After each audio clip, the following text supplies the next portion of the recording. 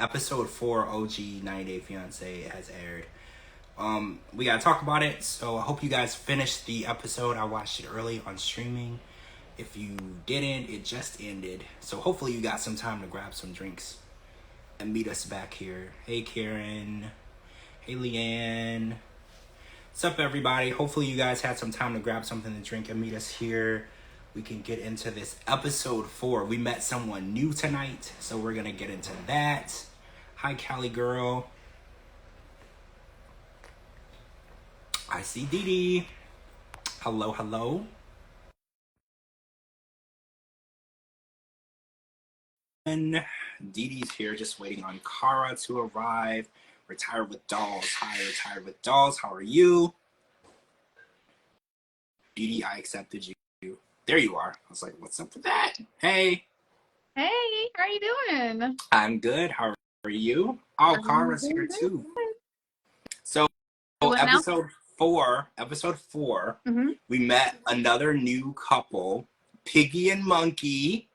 So, hey. Hi. Hey. How are you guys? Good. How are I'm you? Good. How are you? Good. 4 episodes in, and we met another couple. We still haven't met the guy whose mom's in the closet with all the animals, so I feel really gypped. But it's okay. It's okay. We're going to get to that. You know, we're going to get to them soon. But we revisited some couples tonight, and I think that Rob and Sophie are really struggling in their situation. And a lot of people on Twitter were saying, how do two people date, be together for quite a bit of time, date, get engaged, apply for a K-1 visa, get approved for a K-1 visa, move across the country, and never have a conversation about children? So I was like, let's dive into this. So how early on in a relationship should someone begin talking about their desire or desired not or to have children? Because there's a debate on Twitter and people were like, oh, well, you should put it out there at the first date. And then for some people that could be a little scary. So like, what do you think is the best way to go about tackling that? Right out of the gate. First date. Really? So like, Yeah. right at the first dinner, you're sitting down, you're talking to each other, and you're like, I want to have kids, just right out the bat. If I want kids and you don't, get out. If you want kids and I don't, I gotta go. Really? Because lay it on the table. So life-altering decision. So if you don't want what I want, why should we continue? True. I mean, I agree because I think this is what happened with Kenny and Armando, because when they got married, Kenny didn't want kids and then Armando did. They never really tackled the conversation, and now here they are compromising on a human life, which I think is crazy. But Sophie did bring up that when she was 15, she had to have surgery on her, I'm going to get this wrong, her ovaries, right?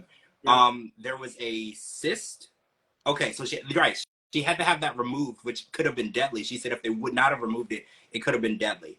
And so she's not 100% sure if she can have children. So I was thinking maybe her reaction to saying I don't want to have children is kind of a self-defense reaction to not get her hopes up in case she's not able to have children. Because I don't know if who's telling the truth, because Rob claims that they had conversations about children and names in the past, and then Sophie seems to deny it all, and she's like, well, I wouldn't have said that because I don't even know if it's possible for me to have kids. But she said that he asked about the scar in her stomach, and she said I had surgery and didn't really elaborate. So again, I see like a lot of communication issues.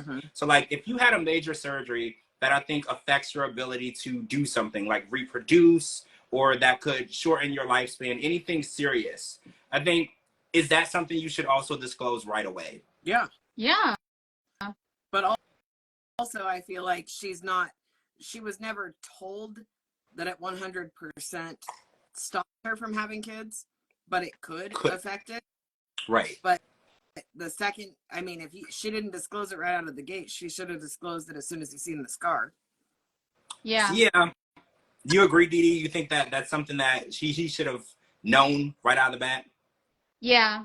And I think they're just running each other around in circles. Neither one of them are communicating like they need to communicate. I honestly don't even think they know how to communicate with each other. Yep. I agree. There's zero communication between the two of them.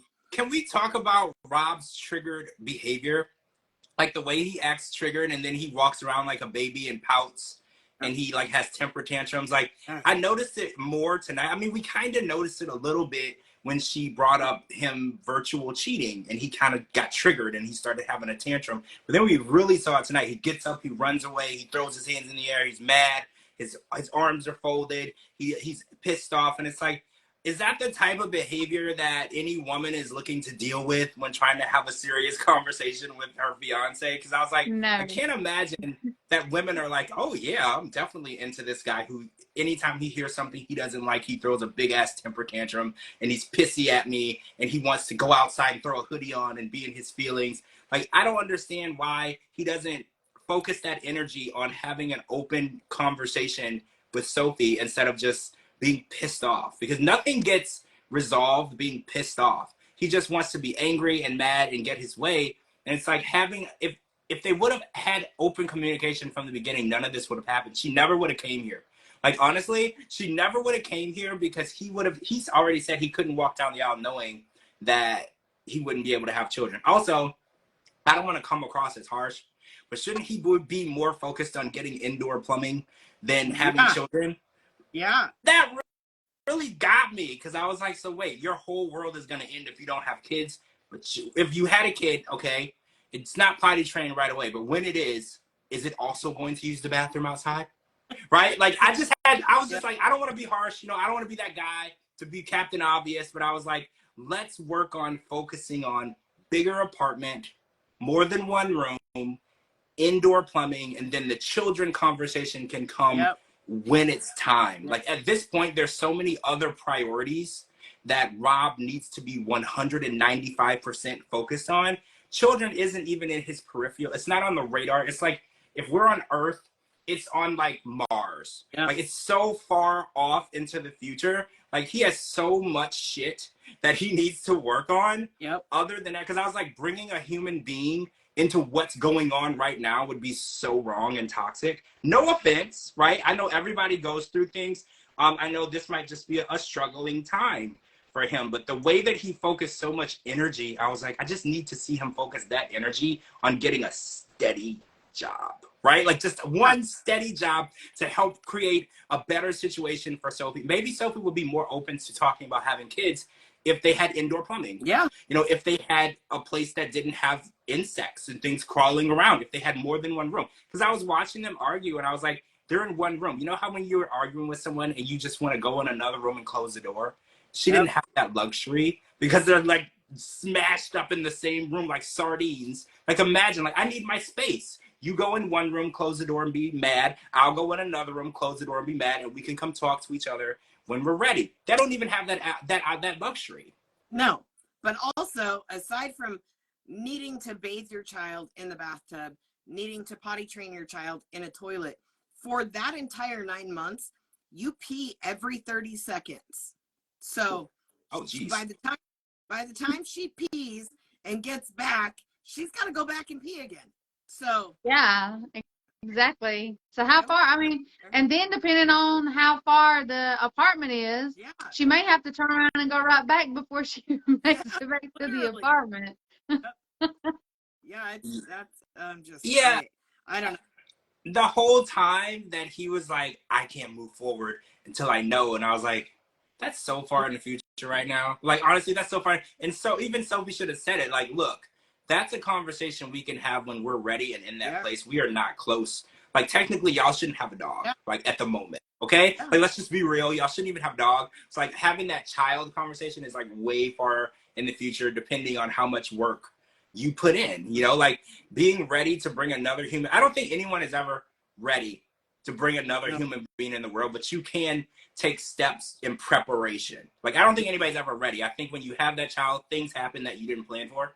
You know, like, because you just can't plan for everything. It's not possible to plan for everything. Like, you can pack a parachute when you're going on an airplane, you know, but there's other things that can go wrong, okay? So you can never be ready. And I think that they need to focus on figuring out why they can't communicate. Because I feel like typical, common, logical conversations that they should have had. Because he went over there and stayed with her, or she came over here and stayed with him, right? Like they've had time where they were living together.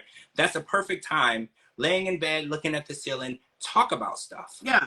Right? Like talk about stuff. But also, figure out who the person is next to you so you don't have to have these weird realizations about this person. Like you have 87 days left to get married and you're just figuring things out, and it's like you paid all this money for this visa, you had the interview, you went through all these processes, and you don't even know who the hell she is. You don't know if she wants kids, you didn't know she had surgery on her ovaries. Like there's just so much. But also, can we address the 2-seater car with no heat? Yeah.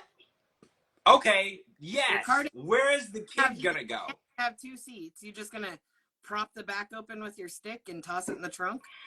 That's not how that works. Tie it down on the roof. I mean.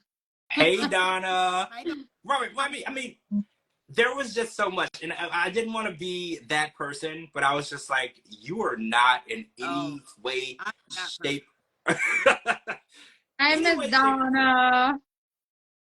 I was just like, sir, you have so many different things before you get to that place. And I was just thinking, what if she was pregnant? Yeah. Like, what if she came over here and she wasn't on birth control? She wasn't, and then that happened. And my mind started going in that direction. Yeah. Like, well, what the hell are they going to do now? Yeah. Like you said, I don't think they would even let them take the baby home from the hospital in a 2-seater car. Like, I'm pretty sure that you have to have a car with a car seat, everything. And there's no way, I mean, well, maybe she'd have to take an Uber. Like, I'm pretty sure you can't just show up there and take a bit. Like, they're very particular on getting those babies home safe and making sure that all the steps are taken. And we know he's in no place to buy another car. He's in literally no place. Most hospitals wheel you out and check the safety of your car seat that's installed. They do an inspection. That's what I thought. They inspect it. And then they can actually tell you, you can't take this baby home in this car. They can literally do that and then make you come back with the different set of seats in a car. Like, they literally can. And I think that that's smart because, again, nobody's writing a book on how to raise kids. So we're just letting people wing it. So I think it's very important that we make sure that these kids are getting home safely. You know, the first ride ever could be their last if they don't do it right. Yeah. You know, so I think that it's important. Rolling up with a roof rack and a car seat on it, I think they're going to.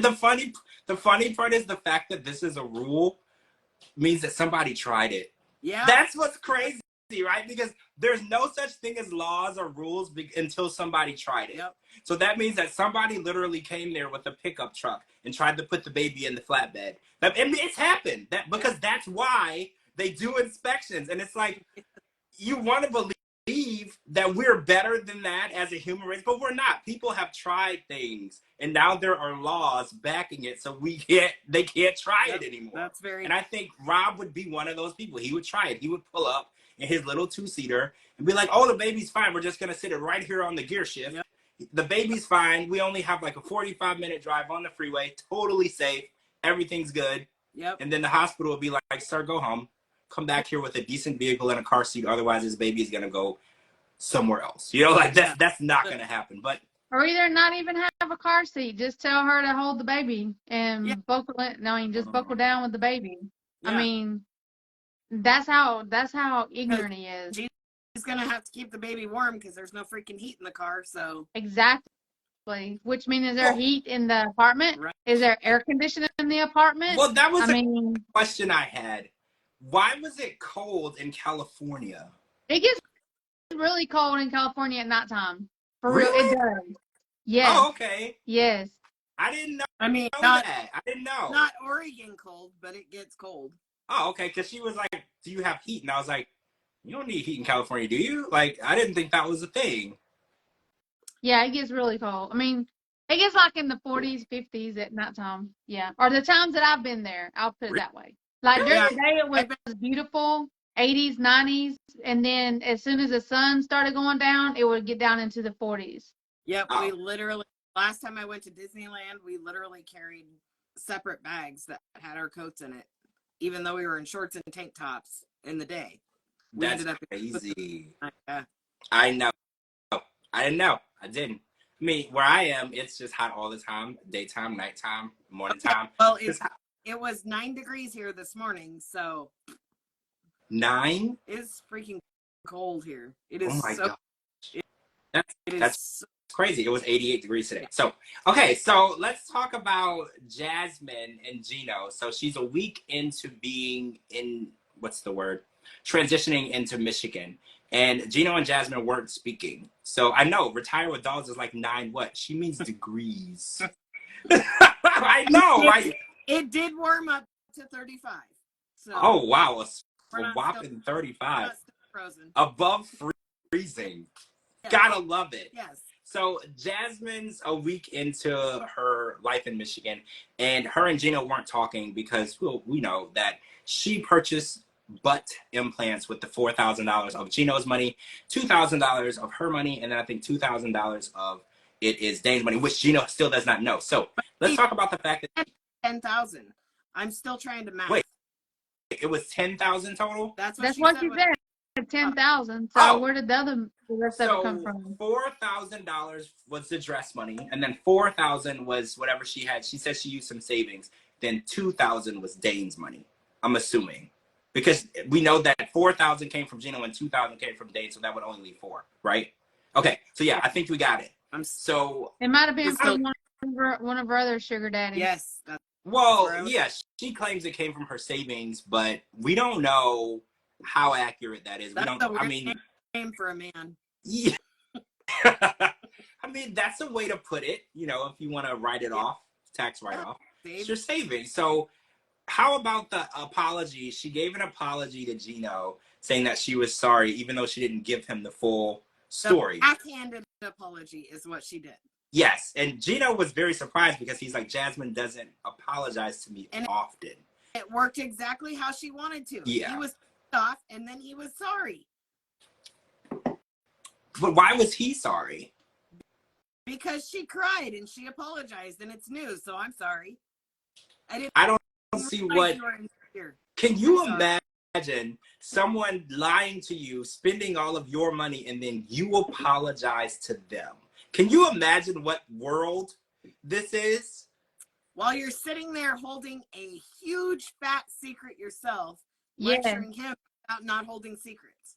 Yes. Yeah. Yeah, y'all talking about how y'all need to let all the secrets out, that y'all don't need to be lying to each other, when she is the main one that's holding in all the secrets. Yep. 100%. Mm. She's definitely something else. She wanted him to feel bad for her because she said that she has basically body dysmorphia, right? Like what she sees in the mirror is different from what others see. So she see, I knew how you were gonna feel about that. So she has to continually change her body to make herself live up to the expectations. She actually said if Gino saw her with flat ass, she thought that he would leave her. Right. That was how she got him to apologize. And I'm thinking, well, why are you apologizing? You never told her that she had to live up to any type of standard for you. Gino has never said, if you don't look a certain way, I won't be with you. He's never said that. Literally never parted his lips. He's always said he loves her. He's always thought that he calls her beautiful every time that she walks in the room. She's manipulating him into believing that, oh, well, I'm a vegan and I go to the gym and I change my body. This is for you. So you paying for it only is fair. Right. Because I'm doing it for you. But it's like, how is he supposed to appreciate what you're doing for him when he didn't ask you to do it? Yep. It's like she's what's the word? She's transcending her actions onto him as his actions. And he's buying it. That would be like me leaving here right now, coming back tomorrow looking like Darcy and Stacy and saying I did it for your podcast because I see me different on my side than you do. So I wanted to look like Darcy and Stacy for you. Yes, and then tell me that I have to pay for it. Yeah, but also you owe me $50,000 because, I did it for you. Right. Exactly. Darcy and Stacy, it's going to be more than 50,000. I'll go to Turkey. It's fine. Well, no, you go to Turkey and for 10 grand, you get the whole shebang, head to toe, whole shebang. You're good to go. And then in like 6 weeks, you come back to America looking all bloated and weird and you're good to go. Right? You're good to go. And then once the swelling goes down, you have your new face. Yeah. So just like that. This Donna says manipulator level expert, right? I feel like you're right. expert at manipulating, and then George would apologize to you. Yeah, and then I would say, oh my gosh, Cara, I am so sorry. This is so my fault. I made you feel like you needed to look a certain way to be on the podcast. This is my fault. Here's a check for $50,000. Yeah. That's literally how that would go. Right. It's okay. And then I would go. Then I'm just not gonna tell him about the money. And then I would go and get all my stuff done too, so I could get a check. I'm not gonna tell him. I'm not gonna tell George about the money Dee Dee gave me. Well, right. Dee Dee also paid. Right. Dee Dee also paid like 10 grand. Yeah. But I don't know that Dee Dee paid 10 grand, so I'm still paying, thinking that it's completely my fault. And it's just master manipulation, like completely master manipulation. And I really feel like she's an expert at getting what she wants and getting Gino to apologize for her actions. Yep. And it's really interesting. And I really thought Gino was turning over a new leaf because he was like, oh, well, I'm standing up to her. I'm not going to let her walk all over me. You know, he started that last season. He started standing up for himself. But I think having her there, physically there, it's harder for him to stand up for her because let's be honest, Jasmine can be intimidating. Yeah. She is loud. She's feisty. She's a Latina. You know, she is more prone to smacking you, right? Like I've never seen her smack. Well, no, we have seen her smack him. Actually, we did. Remember when she took his hat off? Yeah. No, we have. Only one time though. But I just feel like Gino is so intimidated by the fact that, first of all, he could lose her. Because I feel like in his mind, she's out of his league. He's not wrong, okay? Like he's not wrong. She is out of his league. And I feel like he knows that forking out money is part of the deal. That's why it's like he got mad, but he wasn't like ready to break the deal, right? Like he was like, I'm pissed off you did this. I'm just worried about the future and what you're going to do now. And then, she made the comment. She was like, oh, if I would have known that we were poor, you know, I wouldn't have done it. How did you feel about that comment? Because I was like, shouldn't you just, whether you're rich or poor, shouldn't you always consult with the person whose money you're spending? Right. Yes. That's how I feel. Common sense, yeah. You would think so. I mean. Yeah. But there's no common sense there. None at all. Well, yeah, she has none. Well, I mean, all she knows how to do is cry and manipulate all her sugar daddies to get all the money she wants. I'm pretty sure she's got quite a few. That's why she keeps having all these surgeries. That's why she keeps trying to look a specific way. Yep. Absolutely. So wait, do you think that she has a contact here in the United States, or do you think her contacts are all back home? I mean, her contacts are probably all over the world. I mean, come on. You can Venmo and Cash App and all that shit. Well, yeah. I mean, I know this was her first time that we know of coming to the U.S., but, you know, she could have contacts here. We're going to talk about that, too, when we get to Ashley and Manuel. Contacts in the U.S., actually in the same state. They're in New York with them. She's in Rochester. They're in New York. So we're going to talk about that because that's really interesting, too, because it gives me very strong Molly and Louise vibes. And, well, let's just talk about it.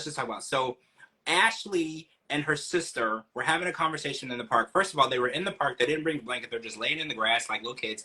And did anybody get really itchy watching that scene? Yeah, I got really itchy. I was like, I can't just be laying in the grass with the bugs and stuff. Like, I got really itchy. Okay, but they were talking about this family member, Mercy, who has been calling nonstop, like 9 times in a row. And then I think the next day, 10 times in a row. And they finally have a conversation. So Manuel and Ashley convinces him to call Mercy on FaceTimes, and she wants to sit next to him on the call. So how did you guys feel about that? Did you feel like it was Ashley's business to be on the call? I kind of felt like it was. Yeah. Do you agree? Okay. Yeah. So you're fine with that. I want to know if that's family. Well, right. Yeah. When I heard that it was a woman's name, I was a little confused. I assumed that it was a guy. I don't know why. I just did. I kind of did too. Sometimes I be telling you that's family when all the time it ain't family. Well, right. And then that's why he's being so secretive, because it could be like, well, if she ever FaceTimes you, you my cousin, you my aunt, you my uncle, or whatever, you know? So I wouldn't put nothing past Hispanics because they be doing some stupid stuff. Just saying. So Manuel wanted internet on his phone. So he didn't want a new phone. It got confusing. I had to watch the scene twice because I was really trying to follow along. So Ashley orders him a new phone with a U.S. carrier, right? I think this is, I'm trying to get this right. And then Manuel says that he doesn't want a new phone. He just wants a chip, like a SIM card, to put in the phone that he has to make the internet work in his phone. And I didn't understand, because if it's an iPhone and you get a new iPhone, you can just transfer everything from that phone to the next. So what's the deal with the phone situation? What is there something that he's hiding? And another question. I'm confused because if she has internet, the phone works on internet, then why doesn't he just connect the phone to the internet? Yes, Wi-Fi. Yeah, that's what I was going to ask. So if you have a cell phone and your service, like through your carrier, doesn't work, and there's Wi-Fi in the house, just connect your phone to the Wi-Fi. I mean, it only works when you're in the house, but I was really trying to follow this scenario, and it was really difficult for me. Oh, so why couldn't they put Signal or WhatsApp on his phone so he could keep in touch? Okay, what's Signal? I know WhatsApp is a texting app for international. Maybe Signal is the same thing. So I guess his phone is from Ecuador. It has Ecuador service. Mm-hmm. So when he comes to the U.S., it doesn't work. I've heard people say things like this. Like people will say they went to the DR or they went to the U.K. or Spain. Their phone just doesn't work. It just stops working. I've heard people say that. All carriers, they show you this big map of the world and they say your phone's going to work. It's not going to work. Like sometimes it does, sometimes it doesn't. So I get that. But why wouldn't he just connect it to the Wi-Fi, and then when the new phone came, just transfer, hey, Riley, just transfer the internet service over to the new phone? Or do you think because that phone would be linked to Ashley and her account, she would be able to see numbers he's calling or things that he's doing, and he might be doing things that he doesn't want her to know? Ding, ding, ding. So you think that's what it is? Yep. Yes.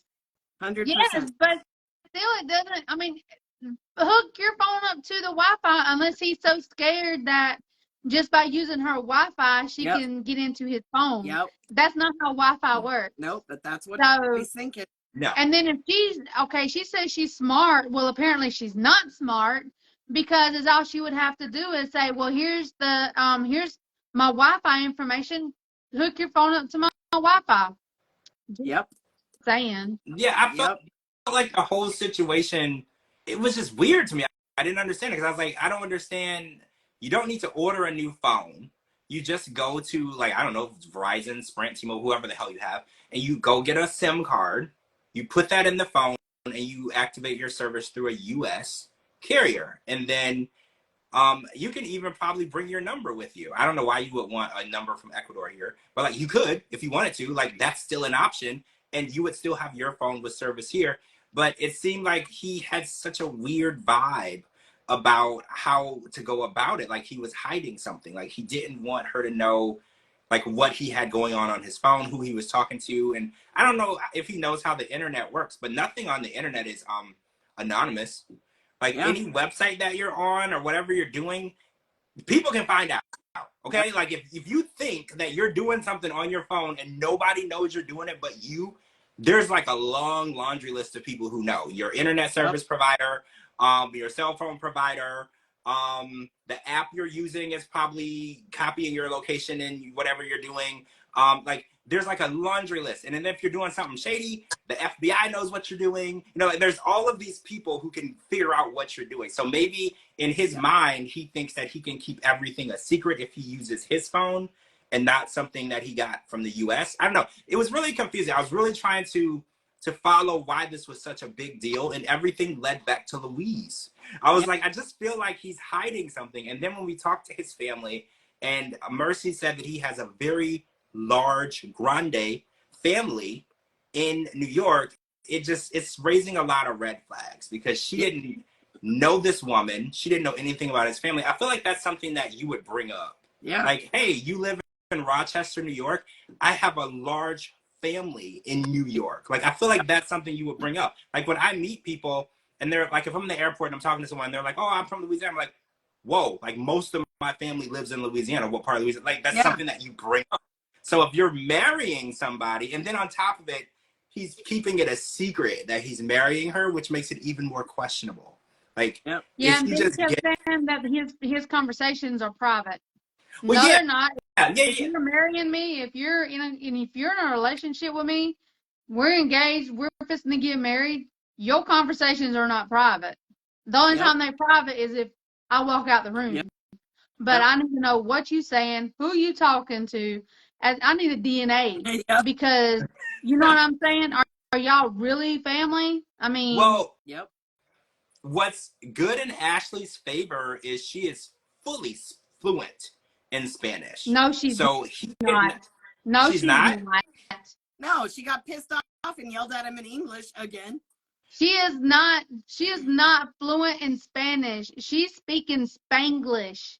She is. I can't even understand what she be saying sometimes. I'm like, what is she saying? Like, no. And then on top of that, okay, she's supposed to be a witch, right? Yeah. Okay, well, if she's a witch, then why doesn't she know the truth? Because if you're a real legit witch, you already know what's going to happen.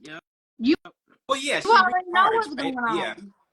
Oh, okay. So everyone says it's like high school Spanish. See, I didn't know. I can't speak Spanish at best. If you passed really well. I don't speak Spanish. I understand 40% of it. Hers is gibberish. Like that is not Spanish. No way. She passes it off. So wait, so does that mean that there's like a language barrier between the two of them then? Do you think that he can understand what she's trying to say? I think he can understand what she's trying to say. That's like someone talking, that's like Yara speaking English. I don't know why he went to the strip club. We know that she meant, I don't know why he feels the need to go to the strip club. Okay, I got you. Saying, but it's not. So gibberish, but the words are all there. They're just not in the right order. Yes, he can figure it out. So he can put so they can't understand each other. Because I was like, even if he did have that private conversation on the phone, I was like, if she could hear what they were saying, she would know if he was hiding something. But technically, maybe not. Because maybe she doesn't fully understand everything. So how do you guys feel about him having a whole bunch of family and not telling her? Do you get like a red flag Louise vibe? Do you think it could be innocent? You know, because some people have family that they don't talk to. So how do you guys feel? It was a red flag. It was a red flag whenever he came over here without telling his family. Yep. And if you have family you don't talk to, they don't try to call your girlfriend 9 times to say, hey, glad you made it.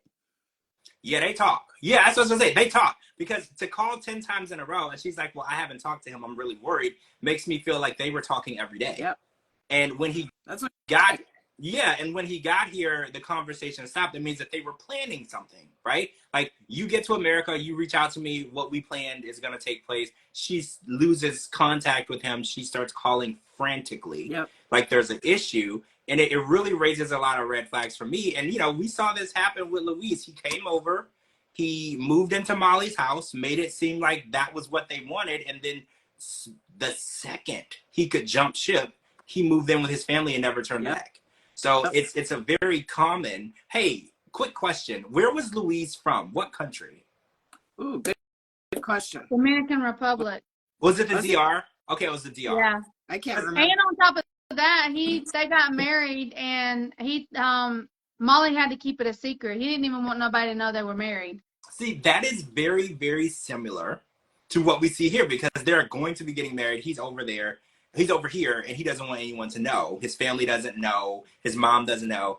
Wait. I have a question. Do you think his family really does know what he's doing? I don't think so. I mean, like his mom, like his immediate, I don't think she knew. But clearly the people in New York know because the girl said, I really want to get to know you. But I think the mom would have been like, that's a bad idea. Don't do this shit. Because she was pretty upset.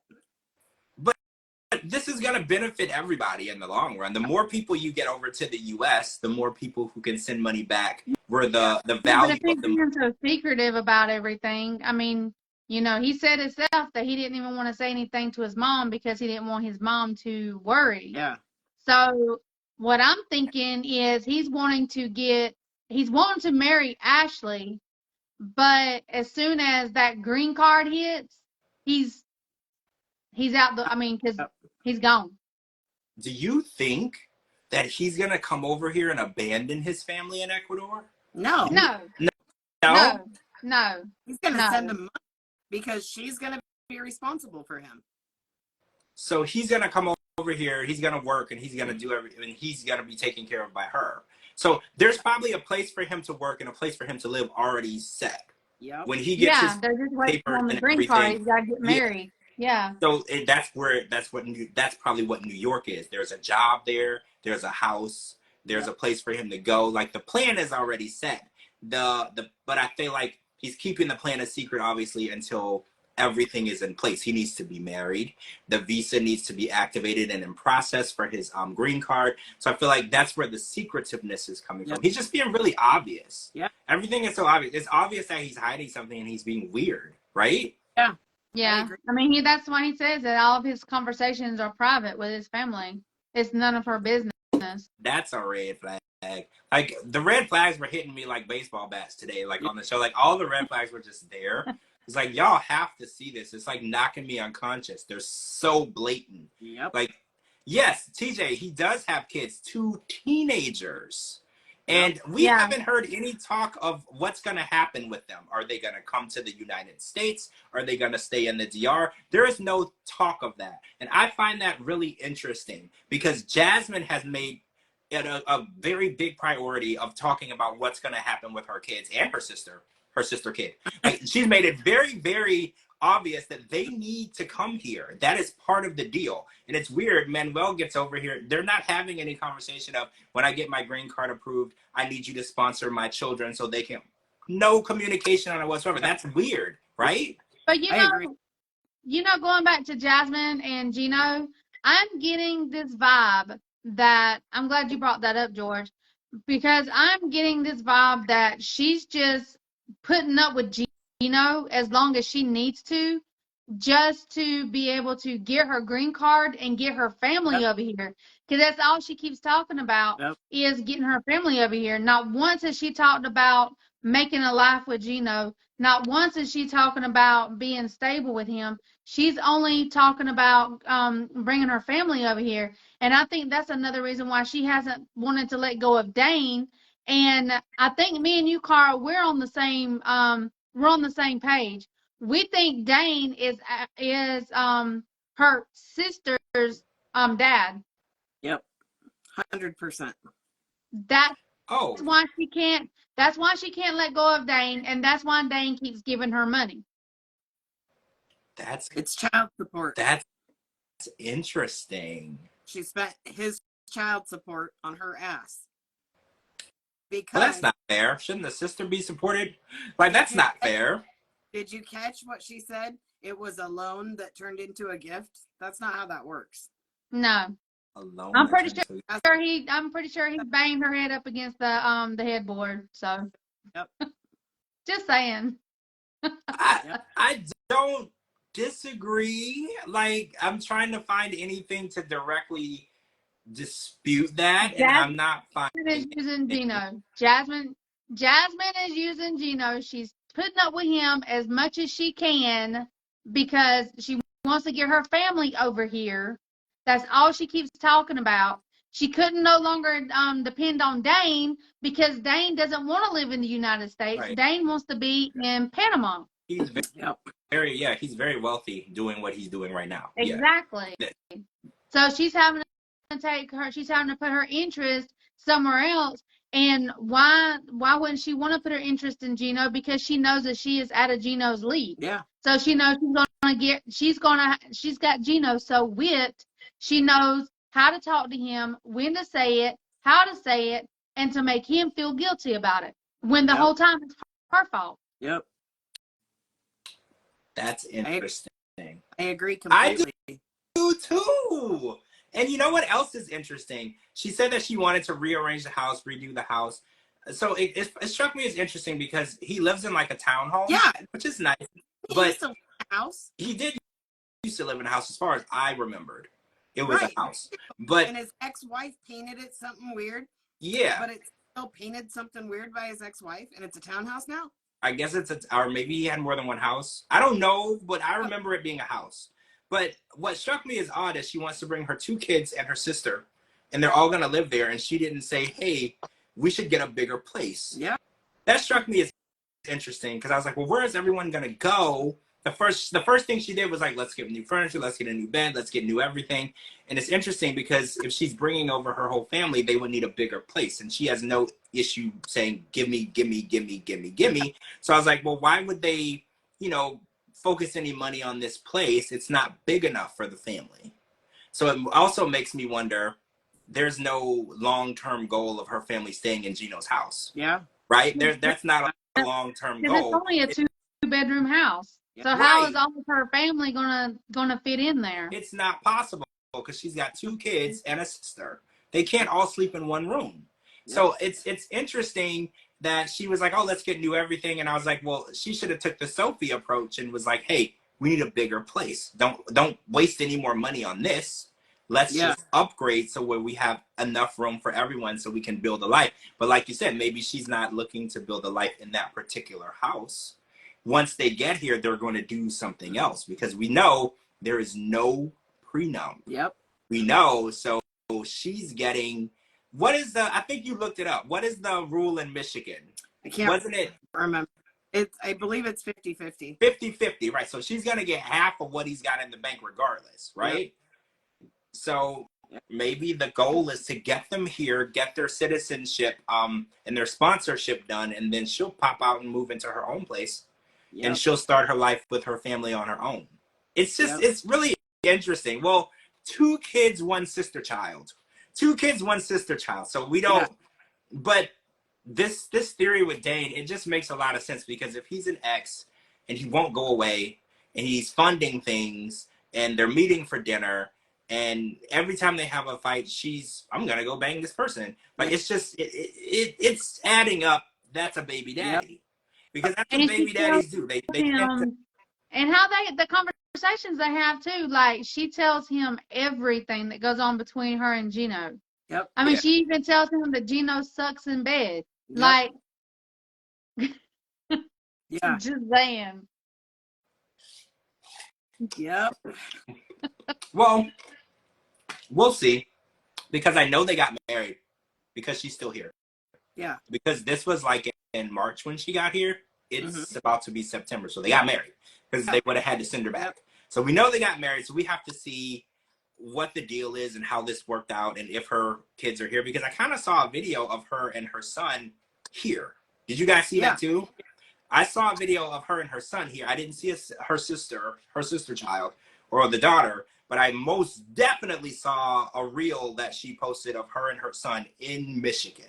So something has happened. Gino had to get a job because in order to be a citizen, or I'm sorry, a sponsorship for a citizen, it's $25,000 minimal. I think you need to make. I think we looked it up already. So yeah, he had to do something. I think it was 55,000. Oh, 55,000. So he would have had to go back to his profession because you can't just make 55,000 anywhere. He would have to go back to his job. So we're gonna see what happened with that. So tonight we met a new couple. Nick and Devin. I like to call them Monkey and Piggy because this is his nickname for her. So Nick is from South Korea by way of Australia, where he learned English in Australia. He has like a Korean Australian accent. He's a karaoke champion. And he met Devin, which is the first white girl. These are all terms that I took directly from his mouth in case anyone takes this out of context. This is the first white girl that he's dated who he prefers American women because he thinks that Korean women are too skinny and he thinks that thicker is better. And he actually calls Devin chubby. And I was watching the show and I was like, Devin's not chubby. Like Devin is fit and in shape and skinny. But I get like in Korea, they're smaller, their stature, their whole, their body structure. I get what he's saying. It's a lot smaller. So she's going over to South Korea to meet his family. In true 90 Day Fiance fashion, she's going to try to get the blessing of his family, and then we're going to watch her family, reject her. This is 90 Day Fiance, so we're going to watch his family reject her, say that she's disgusting, and she'll never live up to their standards, and it's all going to blow up. So first impressions of our newest couple, Nick and Devin, or Piggy and Monkey? It's already over. Yep. Really? And with the piggy, I'd have punched him in the face. So what got me was she said in the confessional, she's like, I've tried to tell him numerous times that's not a term of endearment, and I don't like to be called that, and he just doesn't seem to get it. Yep. And he's like, no, I get it. And he still calls her piggy. And I was like, this is how you lose a tooth? Yep. Calling a woman fat when she's not fat. Like, this is really the art of losing a tooth and getting a black eye. You know, just, I don't know if he thinks that, like, normal size in America is chubby compared to his home country. Whatever, like, I don't know. He tried to explain it. He's like, oh, well, I learned that chubby is actually a term for fat, but I don't mean it that way. I mean it as a little fat. A little fat, which is still extremely rude, okay? Yes. And the fact that she's not fat at all is also really crazy to me. Like, this is an interesting situation, but I feel like since she's going over there to get permission from Korean parents, I know it's not going to go well, because whenever an American goes to any other country and tries to live up to their standards, we just can't. Like, when it comes to an American and another, hey, Jamie, in another country, we can never, ever be good enough. And I think it's just like, you know, it's like when people have their sports team, right? Like, some people like the Cowboys, right? So if you like the Giants, you suck. Yeah. You didn't do anything. You just suck. And I feel like that's how other countries are when it comes to us. When we want to go over there and marry one of theirs, we just suck. We're never going to be good enough. We're never going to live up to their standard. We could never be the right person for them. So we're just going to watch it crash and burn. I got strong, like, Submit's mom vibes, because I was like, I wanted to meet his family first. Because at first, when he went to get his chicken feet, I thought that we were meeting his mom, but that was just some random lady. I thought so too. Right? I was like, so why are we talking to the random lady? Let's go meet his parents so we can get a head start to see how rude they are before she gets there. But they didn't do it. So we get to wait to see her be rejected at the same time. We get to watch it happen as it happens. We didn't get like that preview. Like, get to know his rude, nasty parents. We don't even need to see it. We already know it's down the drain. It's over. It was over before she even got on the plane. Yep. Yeah. It's typical. It's gonna be a typical story. We're here for it, but we're also like, we're wanting a little more, because we've seen these stories over and over and over. Like, we want something different. Yeah, when I saw he got the chicken feet, the only thing that came to my mind was Miss Karen Everett from the Family Chantel saying, these people are trying to serve us chicken feet and they're disrespectful. Like, that was all that came to my mind was Karen. Because I remember when she went to meet Pedro's mom and she cooked them chicken feet and she thought it was like this whole disrespectful situation. Like, that's all I was thinking of. But yeah, I feel like this is gonna be a fun, quick, typical, predictable story, right? Is that what we're getting? They're bringing on another new couple next week. Yeah. These guys and that's the last couple, right? Next week, we're gonna have met everybody. We're gonna have Closet Mom next week, and we're done. I'm ready for Closet Mom. I am too. I was ready. Yeah, I was ready from the first week. I was like, can we get to Closet Mom, please? I'm like, bored with Nick and Devin. I'm already so freaking bored with them. Well, it's so typical. And so let's talk about Searcy, Arkansas. So Nick is gonna be moving to Searcy, Arkansas with Devin, which she said is like a nowhere town that has a lot of racism. I don't know if that's true. I think that when I think of Arkansas, I think of, like, it's probably a red state, right? Yeah. Like, I don't know. I don't know how racist people would be towards a Korean person. I don't know. He said that she said there's a ton of racism there. Yeah, and I was like, is that true? Like, I'm not going to say it's not true. I don't, like, typically frequent Arkansas. I did go. Like, I lived in Louisiana growing up, so we were in Arkansas for, like, different things. Yeah. I was too young to know what racism was then. I didn't realize it was, like, a thing until I got older. So I don't know, but he's nervous about living in Searcy, Arkansas, and I think we were watching, who else was moving to a weird town? We were watching a couple and they were moving to some small, tiny... Juan and Jessica. And Yeah. Juan and Jessica. He was going to be moving to Wyoming. And Johnny and Ella. Yes. Yeah. She lived somewhere in Iowa, maybe? Or Utah. Maybe Iowa. I can't remember, but... No, it's full of cows. I do Yeah. not. Yeah, and they were worried about its acceptance because it was like literally like all one race. Yeah. You know, and in some places in Middle America, it's like Yeah. that. It's not a lot of diversity. Like Yeah. especially in like Middle America, you'll find like a little small town that's like 98% one race. It doesn't necessarily mean there's going to be a whole lot of racism, but I do think a lot of times when you don't see a lot of diversity, you're not as open to diversity because you don't see it a lot. Like I remember when I lived in Louisiana, I started my middle school ended at ninth grade, I think. Yeah. And I had to go to, it was like a all black school, and then it ended at ninth grade, and I had to go to the next 7-day Adventist school on the other side of town. It was an all white school. I was the only black person there. So, and I just remember it wasn't very diverse. So nobody was racist, but I was just really, really cool because they were just like, whoa, you're black, right? So they were just like, I mean, that's I'm interesting. not gonna lie, in my town that I grew up in, we had 2 black guys in the whole town. Their names were Nate and Elvis, and they were the coolest guys, and everybody loved them, and they were just freaking awesome. There was literally no racism around them. Whatsoever. Right. That's what I was gonna say. Like, it doesn't necessarily mean there's gonna be any racism. You're gonna stick out. Like, people are gonna notice you, right? Like, because when I went to the school, everyone knew my name, like, on the first day.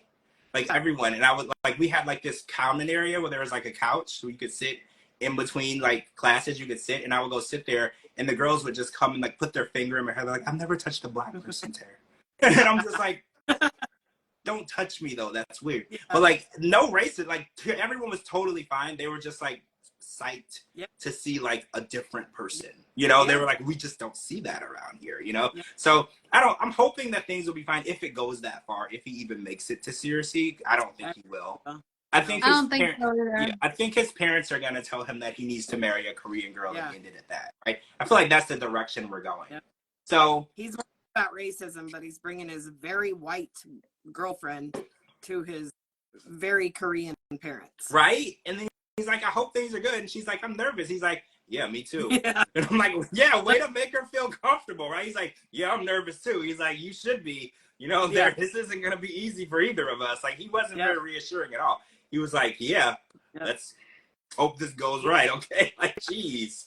All right, so we went to Krishna, Moldova, and it was time for Nikki Exotica, or I should just call her Nicole. It's time for Nicole to go to Justin Igor's apartment.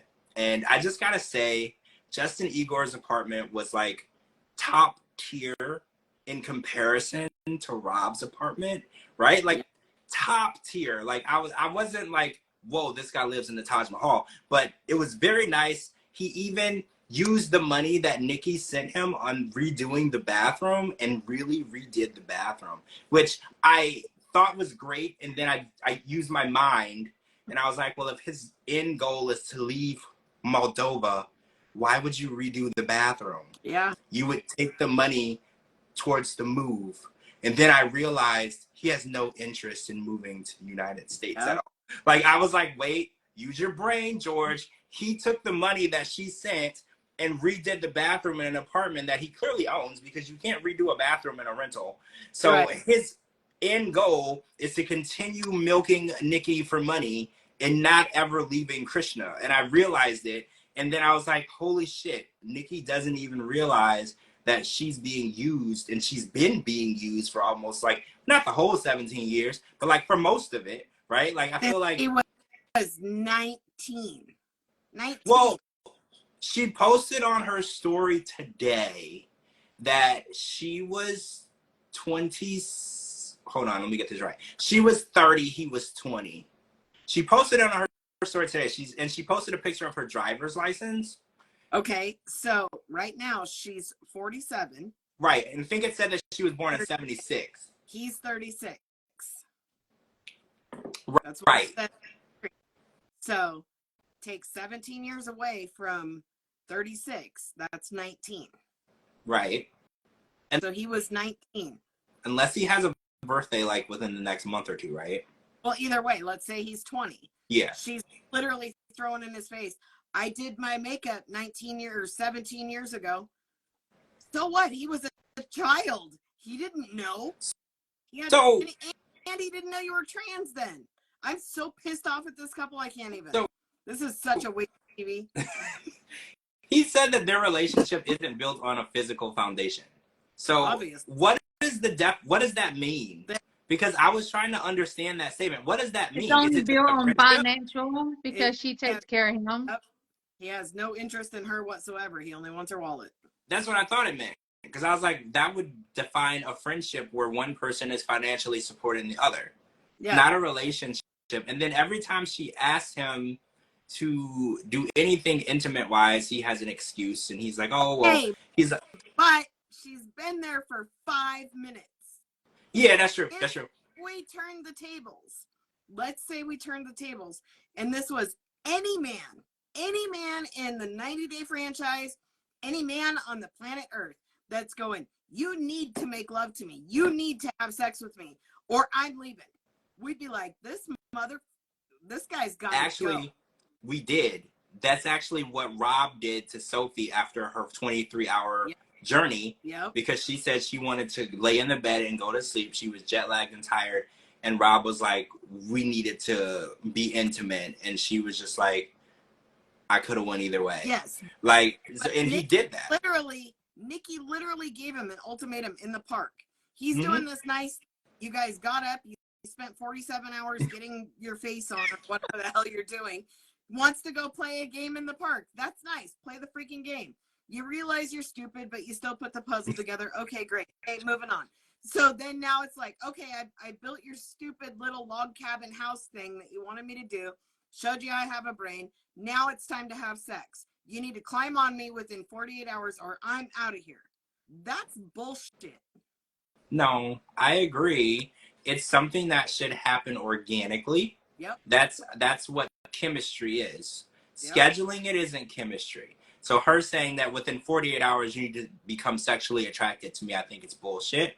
Because we have to remember he didn't know that she was trans. This is a cis straight man, okay?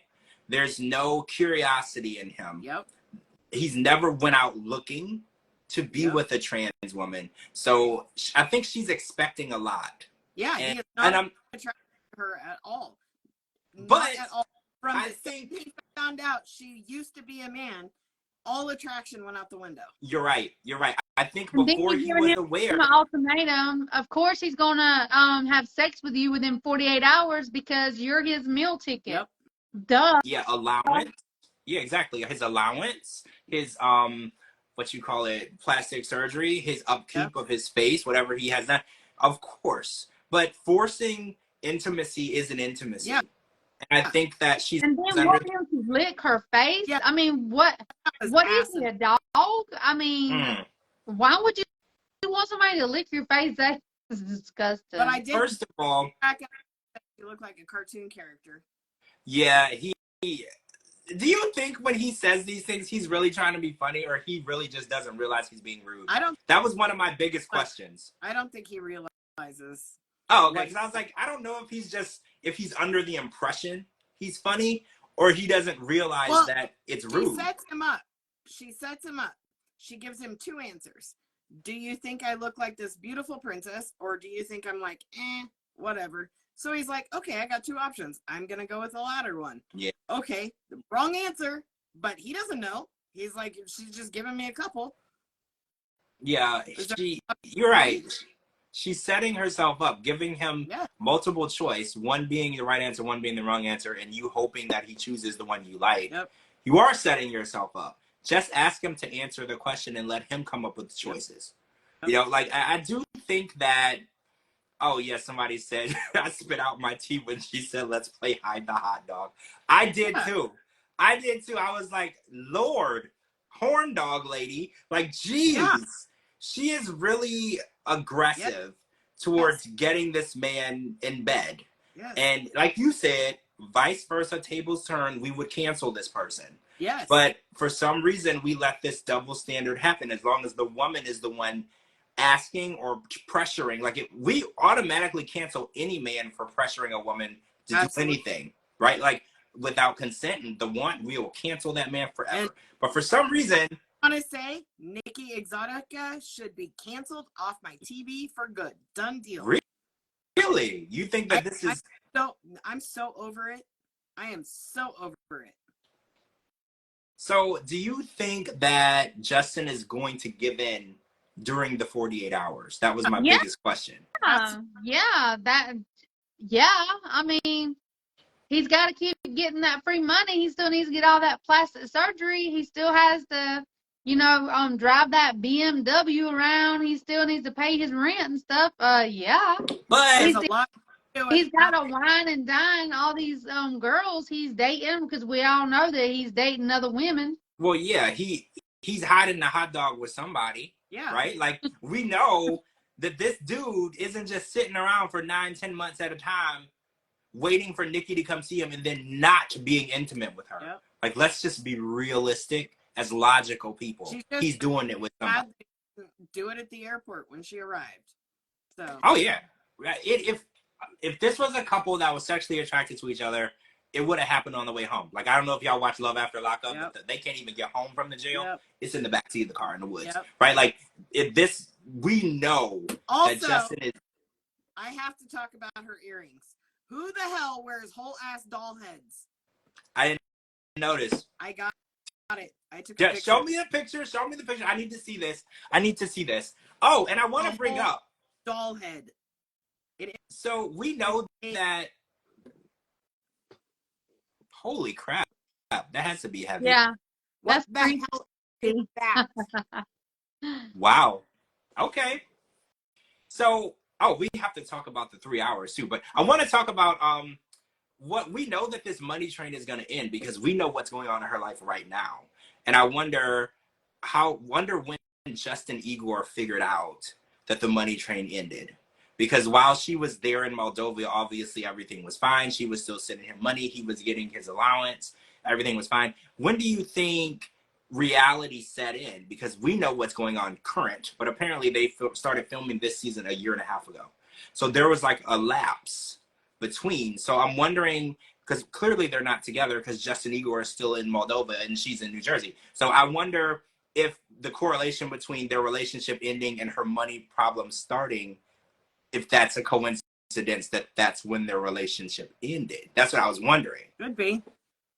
I don't know. They're just, I'm so over them. I think whenever she came back, that's whenever he realized all this stuff was going on. Oh yeah, Portuguese Princess. Yeah, Nikki Exotica posted a post today that I shared. She said that she was leaving social media. She's leaving it to her management after threats of her life and people asking her to end her life, and people just destroying her mentally, physically, emotionally. It was too much. So yeah, I did post that because I did tell people on my story, I was like, we have to make sure that we're giving an honest opinion of what we see, but we can't, do not tell people to end lives. Like, there's a line, okay? We are here to talk about it, judge it, make fun of it, but their life is valuable, and we would never, and I hope people understand that, this is all fun and games and entertainment, but at the end of the day, they're real people, and we would never want anything to happen to them. Yeah. We just want it. I want it to be entertaining, and I want everyone to have a good time, and this is entertainment and fun.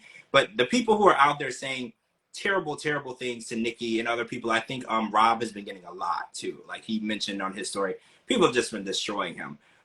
And I get it, but it's like at the end of the day, these are human beings with feelings, and they have to find a way to sleep at night, And yeah, they went on TV. It opened up a massive box of Pandora to just shower them with hate. Funny because Nikki used the term "shower me." What did that mean? Do I want to know? Wait, do I want to know? No? Okay, let's not go there. Because I was like, what does that mean? I had an idea. This is PG, George. This is PG. I went to go and pray because I was like, I think I know what that means. I'm gonna go pray now. Yeah. Literally, we all prayed. So I was like, yeah. So let's talk about our knees and prayed right then. Right. There's a song. I think it's a Madonna song, right? Like a prayer? Yes. Yeah, you got it. Yeah, see, I know stuff. I know stuff. Okay, so let's talk about 3 hours to get ready. So I want to do something fun. So when I'm needing to leave the house, it takes me about 40 minutes. Dee Dee, because when you were coming to pick me up, I would tell you like, give me like a whole hour before you're gonna be anywhere near, so I can be ready. So like, how long does it take y'all to get ready? And what's up with makeup? Or do people wear makeup everywhere, every day? Ladies, like, where are we at with this? It depends on where I'm going. If I'm going to work, I can be ready in 30 minutes and out the door. And that's showered, makeup, hair. If I'm going to work from home, it depends if I have a meeting. If I have a meeting, I'm going to do my hair, I'm going to do my makeup, but I don't have to get all the way dressed. I just got to get dressed from the waist up. So, you know, but if I'm going out, I need an hour and a half. Okay, hour and a half. So Dee, I need 40 minutes. So Dee, how long? Okay, so give me the scenario, Dee, like for work and then going out, like how long will it take? For work, it takes me about 30, 45 minutes because I need to shower, but this is my hair all the time. This is me. You know, this is what you see is what you get. You know what I'm saying? I don't wear makeup to work at all. Now, if I'm going out somewhere, then depending on where I'm going and what I'm going to be doing, I could possibly need about 2 hours to get ready. And like just to go uptown, grocery shopping or whatever. What you see is what you get. So Give me like 30, 45 minutes. So Nikki's like 2 to 3 hours isn't like completely off base. It is, because hers is every day, every time, she said. Okay, so yeah, it is outrageous because like, look, they went to go lay on the ground at the park. Yep. You do not need to look like you're going to the Met Gala to lay in the grass on a blanket at the park. So yeah, I feel like there should be different scenarios. Because like, if I just need to go to the Walmart and get bread, I'll just go. Yes. Because like, if somebody sees me and I look crazy, I don't care. Yeah. You know, like it's whatever. I just need bread. Like usually I'll put on my sunglasses and my hat and pray to God no one knows who I am. Boom, I'm good. So I don't know if the 3 hours every day in every scenario is something that anybody, because even Justin Igor was like, that's just to start our day. Yeah. Like that's just to even start it. He's like, so I'm literally just sitting around waiting. And then when he would go in and ask her if she's ready, she would snap on him and be like, well, what do you want from me? Do you want me to look good? And then she like snaps. And I'm like, I can't imagine why she would feel she needs to put on that much makeup to look, because she's like, I want to look natural. And he's like, oh yeah, this is a natural look. It can be worse. Yeah. Or not worse, like it could be more in depth. Yeah. And I don't know. It was interesting to me because I know everybody was on Twitter was giving different times. Like some people were like, it takes me about the same amount of time or whatever to do hair, makeup, you know, dress, whatever. So it was just interesting because I just wanted to get a better grasp on how long is too long. It took me 4 hours to get ready for my son's wedding. 4 was a huge 4 hours? Yeah, but that was a huge event. I tried on 5 different dresses. I tried on, 10 different pairs of shoes. I can't do my makeup until I know what I'm wearing because it's got to match. That was my son's wedding. If I'm going to go dancing, I probably going to try on a couple different pairs of jeans. I might straighten my hair. I might curl it. I don't know. Just depends. But going to work, my everyday life, I can be up and at work in 30 minutes if I have to. Yeah. I can get I'm working from home, I can be up and at work in 5 minutes. Oh, wait. This Lady Diva in Panama said she looks like she uses Bondo, not makeup. I'm sorry, I don't know what is Bondo?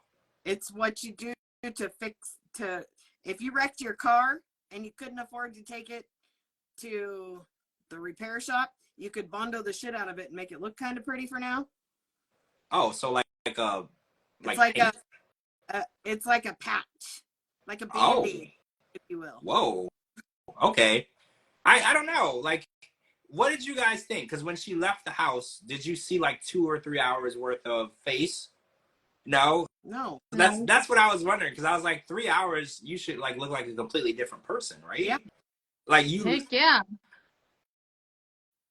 It takes a village of salons to get me ready for a date. Chris Prick says it takes a whole village. Really? Now, That's like crazy. if I'm filming, you know, of course, my hair, my makeup, my clothes, and all that, it can take me a very long time. I don't even know how many hours, you know, but like normal day to day, the most it takes me to get ready is around 2 hours, depending on what I'm doing. Yeah. Wow. Okay. I mean, it takes me about 40 minutes. When I used to do movies, it's funny because I would go to makeup. I don't go to hair, obviously, but I would go to makeup and they would just do the little power poof thing on me. But I think guys and girls are different, right? I feel Yeah. like because right before we would go to do our scene, the makeup person would come and they were like, you know, you close your eyes and they would just do this thing, and then they were like, go on set, and it was like it was take shine off your face. right. That's it. Right, like it wasn't that serious, but I think that for the women in the scenes, there was like a whole chair. Yeah. Like we didn't even have to sit down; they would just come to us in a line and just do the little thing and send us on our way. But like for the women in the scenes, there was like a chair and there's like a couple people, one person on the hair, one person on the face. There was a little more in depth. Wait, maybe she airbrushes. What is airbrush now?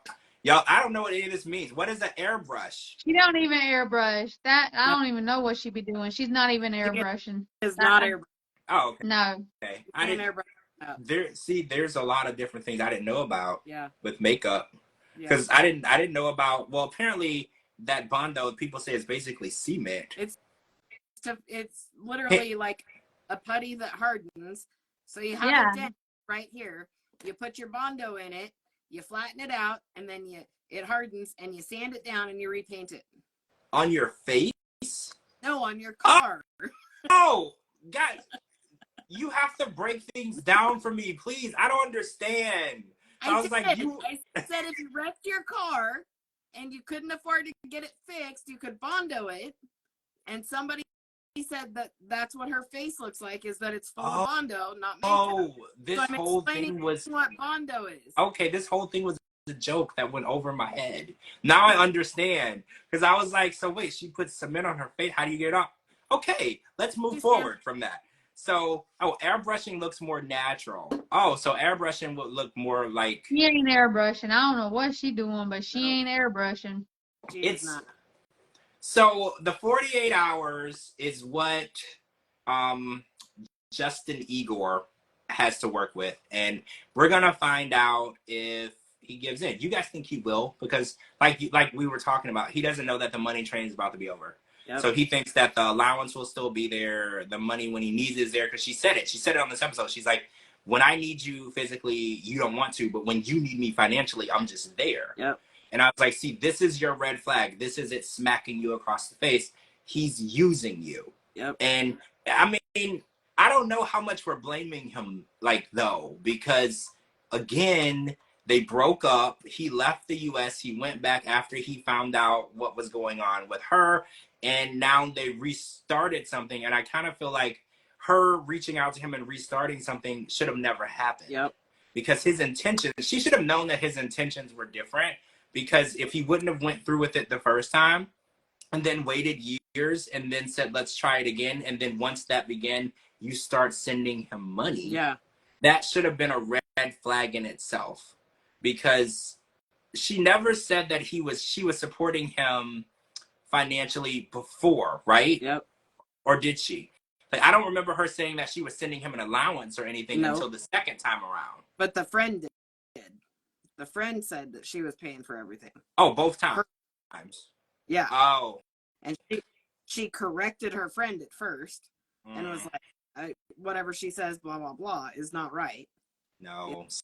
See, I think that Nikki put herself in this situation. Yep. And she should have saw this from the first time around, what was happening, and she didn't. And now she's reinserted herself in the same situation. And I think that's what they call, an insanity thing. You do the exact same thing, hoping that a different result will come from that. And she knows the first time what happened. Now she's turning around doing it the second time, and she still sees that she's getting the same result. No reciprocation, no physical attraction, no physical intimacy, but she's still trying. Yep. She still feels that she's going to get some sort of different outcome from what she already knows. And this is like 17 years is a long time to wait for someone to change for you. And I admire her tenacity, right? I admire her patience because I don't like waiting 15 minutes. So she's like 17 years in, hoping that he's going to wake up one day and treat her right. And it's very unfortunate because she can find someone. It's just not Justin Igor, right? It's not Justin Igor. She can find somebody. It's just not him. And I think that she needs to stop sending him money. I think that she can't now. But like, I feel like if she really wanted to know what his true intentions were, stop sending him money and see if the communication continued. That's what I felt like she should have realized that that's all he wanted was her money whenever she started paying for all the facial surgeries. He had surgery on his teeth, on his cheeks, like all this other stuff. She should have known then that's what he wanted. Yep. And ain't no way a man is going through all of that, all those surgeries just to look good for you. And now be having sex. What's the point of looking like a human male Ken doll to be what's the word when you don't have abstinent? What's the point? You're gonna let people cut your body up with knives and go through all that so you can just be abstinent? I've never heard of anything more insane in my life. The whole purpose of looking like a Ken doll is to get tail, right? Like that's the whole point. You want to have how many sugar mamas he's got. So is he a sarper? Do you think he's like at the 2,500 mark? Do you think that Justin Igor is a sarper? He's a Raz band. Oh, Razvan. I mean, Razvan. I'm pretty sure Razvan gets around too, right? Like I can't imagine he does. But there's I don't think there's anybody up there at Sarper's level. Yeah, no, I don't think so. That Sarper's just disgusting. He's nasty. He's pathetic. He I said he got the male whore award. Oh, we're not bashing anybody for being sexually active, but you know, 2,500 people, there has to be a whore award for that, right? I'm bashing him. Yeah. I don't want anyone to feel... We gotta bash him because that's just nasty. That's pathetic. That's disgusting. I mean, how in the world is he done? He's done went through 2,500 women supposedly, and ain't got nothing in the mouth. But Asuelo go and do something with a girl, and he get that stuff all up in his mouth. Also, he never said any freaking kids supposedly. I'm sorry, but if you did it 2,500 times, you can't tell me there isn't one mistake. Yeah. I've heard people say 2,500 mistakes. That's probably why he don't. I've heard people say even on birth control or with condoms, they've still gotten pregnant. So 2,500 times. You're right. Even wearing a condom or using birth control, there's still people who have told me, and I've seen it on TV. They were like, "We still got pregnant somehow." So can you imagine? I got pregnant twice. I was on 2 kinds of birth control, and I got pregnant with my daughter. Did you sue the birth control company by any chance? No. Okay, because I was like, she was the best thing that, I mean, I have no regrets. No. Now I was just saying because I know, but I have no regrets. If I didn't want kids, period, that might have been very different. Yeah. Where I was like, okay, I was on 2 kinds here, like, but I just wasn't ready for her, but she made me ready. Yeah, I get it. Sometimes a surprise, something you didn't plan for, is the best thing that happens to you. A lot of people are planners, and they realize the most enjoyable moments in life can't be planned. She asked me, I told her that story a million times because she's 22 now. I told her that story a million times, and she asked me one day, she said, "So I was a mistake?" And I said, "No, you're a miracle." Yeah, that's a surprise. Like, people, when you walk into the house and there's 20 people in your house and they yell, "Surprise, it's your birthday," that's a really good thing. That's what your daughter was. You minding your business, having a good day, and all of a sudden, surprise, you're going to be a mom. Yep. Nobody ever walks into a surprise party pissed off, right? When you hear about that, you're extremely happy to know that something amazing is happening to you. And I think you not planning for it is the best thing, because a lot of times when people plan ahead, planning doesn't always go the way you want it to go. And I feel like the best things in life happen. Like, you meet people, like a lot of times people are like, "Oh, I was at a layover or something happened, my car broke down and this person pulled over and I met this person and they got married. Yeah. Like when you don't plan things out, that's when your life can take a really big change. Yep. Oh yeah. Yeah. For Well, Pineapple sure. says, I always say pregnancy is the easiest thing to be avoided. Is it though? Is it though? Because a lot of times people are taking steps to avoid it and they still get pregnant. Like I think that it's not easy. I mean, if you're abstinent, it's absolutely easy to avoid. Yeah. But well, like I got pregnant twice on birth control. I have a cousin who got her tubes cut, burnt, and tied, and still got pregnant. Yep. Oh, that's a miracle. That's just a miracle right there. Yes. So if it's meant to be, it's meant to be. I don't care what you do. If it's meant, it's meant. That's true. That's true. If you're supposed to have a baby, you're going to have a baby. I mean, I was raised in the church, so Mary had a baby, right? She was a virgin. So if you're supposed to have a baby, you can try 50 different things to avoid it. Contraception, birth control, whatever. You're going to have that baby. If you're supposed to have it, it's what I'm saying is there's a bunch of little baby sarpers out there somewhere. That's probably why he doesn't want her to see his DMs. Yeah. Because he's talking to the kids' moms. Yeah. Or maybe the kids. Hell, the kids might even be old enough to be talking to him on their own at this point, right? Like, who knows? He's hiding something. And we want to know what the hell is up with what he's hiding, because his whole story, he's like, oh, well, I love her because I have been faithful to her only for 79 days. And I'm like, 79 days isn't even like the whole 90 days. Like, it's 90 Day Fiance. That's not even the whole 90 days. Like, that's not even the whole commitment time to be in a relationship to decide to get married. And you're like bragging that you haven't slept with anyone in that amount of time. Anyway, we're getting off subject. But we're going to discover what's going on with, who are we talking about? Everybody. But we're on a whole other show right now. I know. Who are we talking about? I think we were talking about all of them. Yeah. We were talking about, hold on. I didn't forget. We're talking about Nikki and Igor. Yeah. We were talking about Nikki and Igor, but somehow we're talking about kids. We just were all over the place, right? Y'all is all over the place. What are you talking about? We never stay on subject. You gotta take notes with us, right? Because I feel like our conversation is like one of those, what do you call those? It's like a circle and then another thing happens. It's like a, I don't remember what you call it. But it's one of those. We start out with one idea and then we end up 20 conversations later and we're trying to figure out how we ended up where we are. So we're all in a thought bubble and we exploded. And it just explodes and then we're just, and it's like 5 different shows in one. We're just talking about everything at this point. So it's fine. It's fine. So we'll talk about that. But tomorrow, here where we're going. Tomorrow is the finale, season finale of The Last Resort. So we get to finally see the recommitment ceremony or the end of relationship for people. And then that will be over. And then we're going to jump into The Other Way on Tuesday. And that's going to be like episode 18 of The Other Way. No, it's The Other Way. You got our date. Okay, so we're going to do The Other Way tomorrow, The Last Resort Tuesday. Yes. And then no break. We're jumping right in the following week to The Family Chantel, the final chapter. There's 6 episodes. So they filed for divorce in August of 2022.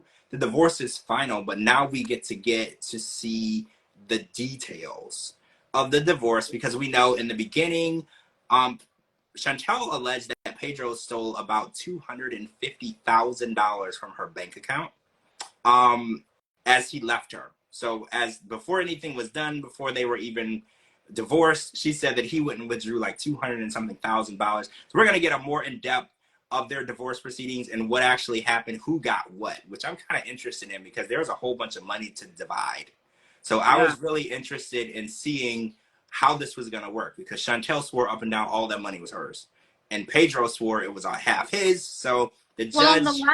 Well, the last season, he said that she went and took out all the money, $275,000 from their account, and that's when she disappeared for a couple of days. She went on vacation. Yep, and that was supposedly an advanced inheritance from Karen. Oh yeah, you're right. You're right. And then he went and tracked her down. Yep. At some hotel or something. You're right. You're right. So yeah, there's a lot of he said, she said. Okay, so we're gonna determine who stole what. Yep. It's really weird because when you're married, you can't really steal from each other. But we're gonna determine how the money was divided, and then we're also gonna find out who he was cheating with because Chantel is airing it all out at the proceedings.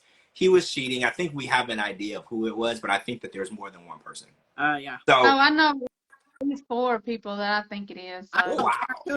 Who he cheated with? I can't wait to watch Scott beat his ass. Yeah, I'm ready. So there's 6 episodes in the final chapter. The Family Chantel, you know we're covering that. Then after that, we're going to jump into Happily Ever After. So it's just going out, but that's not till next year. But it's just one after the other. So what is that? That doesn't surprise me. Pedro is a scam. Really? Okay, swanky panky over here. A lot of I've been saying that ever since they first aired on 90 Day Fiance. Yeah. I already knew. I was like, you know what? It's all about the green card. Yeah. And meeting his mama and his sister, I was like, yep, that confirms it's nothing but the green card. Yep. I feel like his goal was to get them here, right? His mom and his sister. But he couldn't make that happen being married to Chantel because they were 100% against bringing Lydia and Nicole here. And I feel like that was a lot to do with why that marriage ended. I can't prove it, but I just feel like as long as he was married to her, he would need her support to bring them here, right? Yep. Because he's married. They would have to both sign that document jointly. He couldn't do it on his own. Yep. And I feel like there's no chance in hell Chantel would have signed anything bringing them over here. Like, it never was going to happen. And I feel like in order for them to get here, because let's be honest, when Scott was fighting Pedro, Lydia, and Nicole were here. Yeah. That was the goal, right? So I feel like that was what the end result. And in order to make that end result happen, he had to separate himself from the family because they could see right through it. Yep. All right, I don't know. I'm excited. All right, so we're going to wrap this up. I mean, I got a lot of questions because Nicole's going back and forth from New York to Dominican Republic without Chantel. So there's just a lot of questions. There's still like pieces to the puzzle I'm putting together. Yeah. None of this makes sense. It doesn't. It doesn't. I know she was talking to Alejandro, and she was going to try to get Alejandro to marry her and get her a green card, and then that didn't work out. So there's a lot of pieces. Like I said, there's layers and layers of this plan, and they both ended up over here somehow. So I just want to know how it happened, right? Yep. I feel like we're entitled to that. 6 seasons. Wait, what? 5 seasons of the Family Chantel. We are entitled to get a little closure on that, right? Yeah. For sure. All right, so we're gonna wrap this up. So, like I said, tomorrow we're gonna be talking about The Other Way, the episode 18, and then Tuesday we're gonna talk about the finale of The Last Resort. Mm-hmm. And then we'll be back next week on Sunday for 90 Day Fiance, and then back again for the Family Chantel. Thank you for joining us tonight, staying up late with us.